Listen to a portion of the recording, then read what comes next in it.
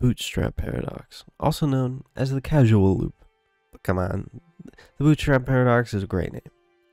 Easily one of my favorite paradoxes, maybe a little bit for the name. Still great though. But let's get to it. The Bootstrap Paradox is a little complicated, but here we go.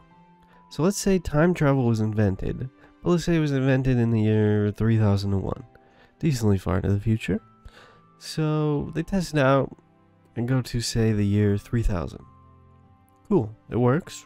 But now they end up running into themselves. Well, most of what we theorized usually means that's a bad idea. But they have a chat and nothing seems to happen. So they go back to the year 3001. Alright, seems normal.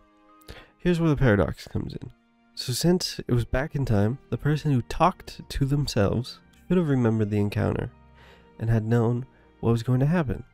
But they don't. They never had a future them come back and talk to them.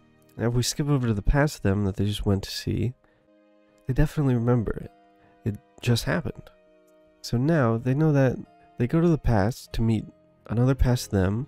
They don't know when or how, and maybe it starts them on the track to working on time travel. Or maybe it doesn't. That's the Bootstrap Paradox. That one was a little complicated, so here's a slightly less complicated one.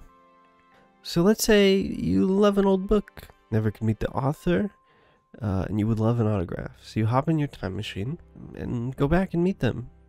You ask for an autograph and they provide it, but they're slightly confused. They haven't written this book. Weird, you swear you went to the right year. For some reason, you brought an extra copy. You leave it with them because it's your favorite book and you love it and you don't want them to read it. So you leave and don't think much about it.